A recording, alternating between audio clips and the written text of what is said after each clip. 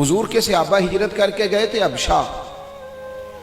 نجاشی بادشاہ پر کفار مکہ نے، قریش نے بڑا پریشر ڈالا کہ یہ ہمارے بھاگے ہوئے لوگ ہیں، انہیں واپس کر دو. پر وہ نجاشی نے کہا میں واپس نہیں کرتا. انہیں جگہ دی، صحابہ کو آزادی سے عبادت کرنے کا موقع دیا. ایک دفعہ نا حبشہ سے کچھ مہمان آ گئے جہاں صحابہ جا کے رہے تھے. تو جب وہ لوگ آئے نا یہاں مسجد مدینہ منورہ میں، اللہ کے محبوب علیہ السلام نے ترکی خیمہ لگوایا. حضور ان کے لیے نئے نئے کھانے پکواتے، ان کے لیے محبوب کے کوئی انوکھا رنگ اور پیار کا کوئی نرالا انداز.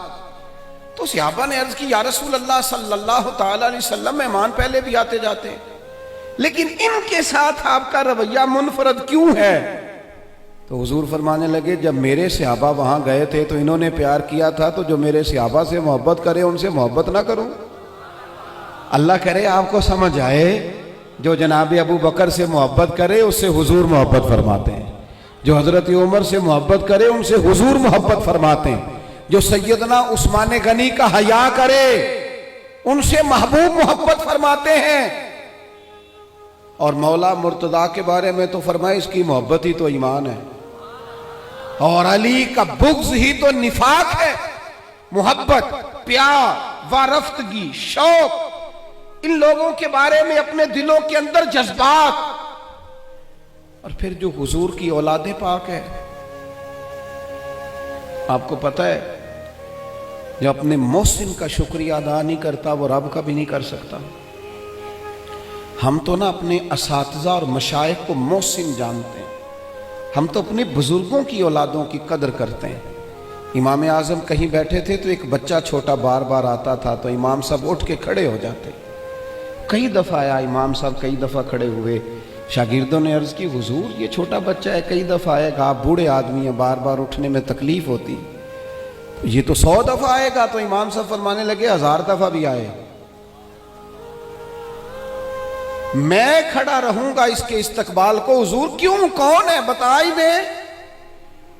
تو امام اعظم رو پڑے، فرمانے لگے میرے استاد کا پوتا ہے یہ، اصلاں نال جے نیکی کریے وہ نسلاں تاک نہیں بھول دے. اصلاں نال جے نیکی کریے وہ نسلاں تاک نہیں بھول دے، تے بے اصلاں نال نیکی کریے تے پھل کنڈیاں نال تول دے. اور میرے عزیز، ہم تو اپنے اساتذہ اور مشائخ کی اولادوں کا احترام کرتے ہیں، اور پھر جو نبی پاک کی اولاد ہے، پتہ ہے حضور نے کن لفظوں سے اپنی اہل بیت سے محبت کرنے کا کہا ہے؟ کن لفظوں سے؟ حضور فرمانے لگے اللہ سے محبت کرو تو میں رزق دیتا ہے، اور مجھ سے محبت کرو میں اللہ کا رسول ہوں.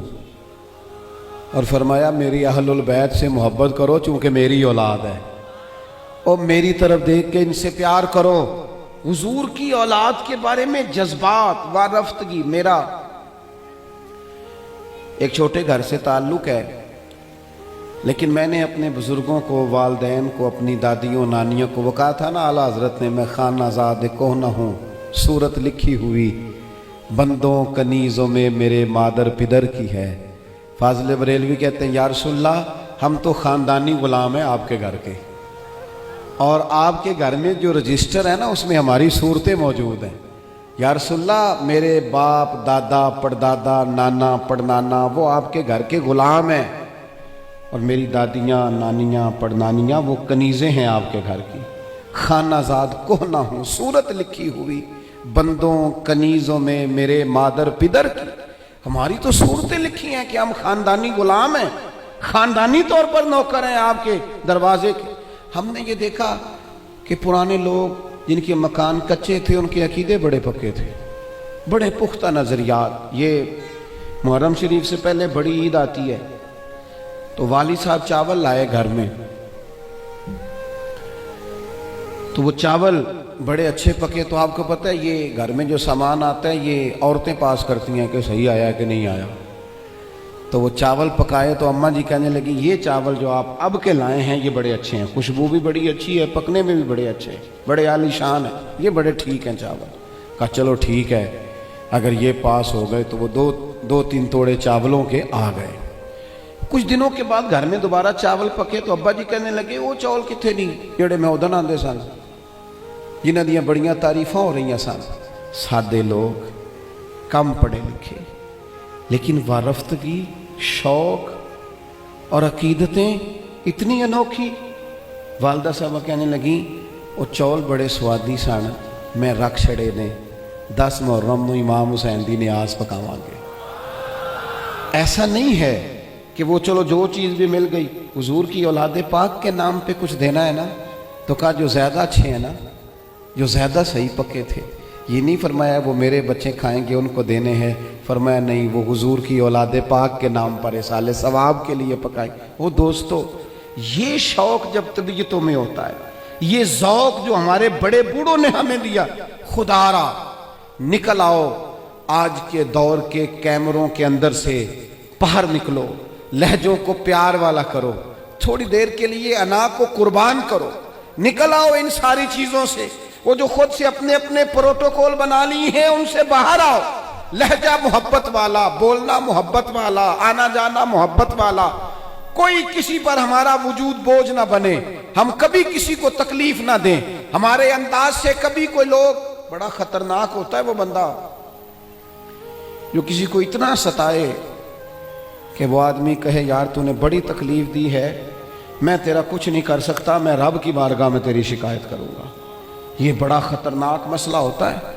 हम बाज़ों का समझते हैं सामने वाले ने नजर झुकाई, बोल नहीं सका, वो तेरी नफरत का शिकार तो हुआ है, पर याद रखना जब मजलूम की आह निकलती है तो आसमान के दरवाजे सारे खुल जाते हैं। नफरतों को फरोग ना दो। और फिर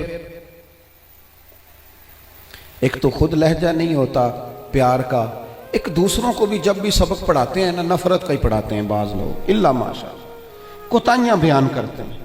ये जो मियाँ बीवी के दरमियान लड़ाई डालते हैं, उन लोगों को पता है कि वो तो बात करके छोटा सा जुमला कह के रुखसत हो गए और उन्होंने 24 घंटे इकट्ठे रहना था, उनकी जिंदगी को दोज़ख बना दिया।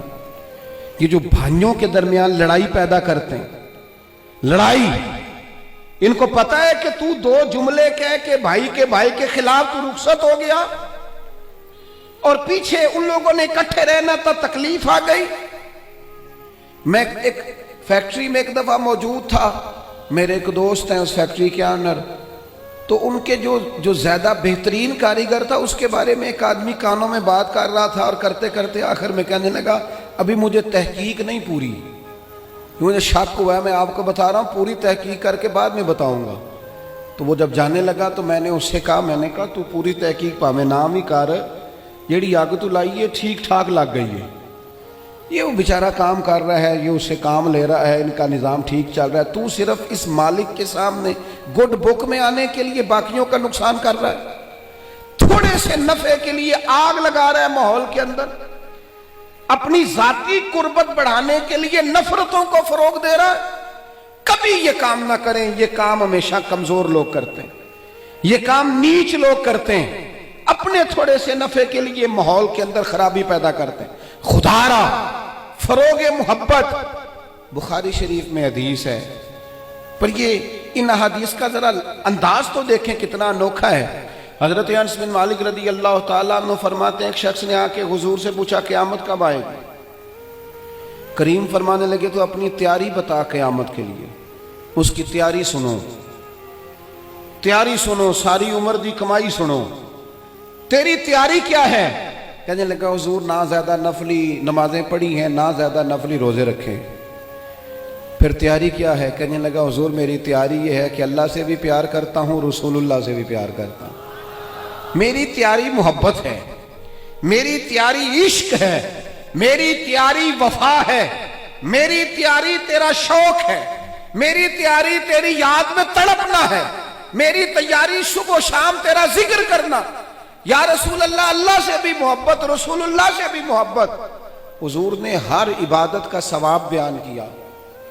इसने जब मोहब्बत की बात की तो यहां वाला क्या सवाब बयान किया? तेरी तैयारी की है क्या है आखिरत के लिए? उसने कहा अल्लाह रसूल से मोहब्बत करता हूं। तो हुजूर फरमाने लगे सुन, फिर कयामत में हर बंदा उसी के साथ होगा जिससे वो मोहब्बत करता है, यानी इबादत पर सवाब मिलेगा और मोहब्बत रसूल पर रब रसूल का कुर्ब नसीब होगा, कुर्ब मुस्तफा मिलेगा मोहब्बत पर। ये बुखारी है।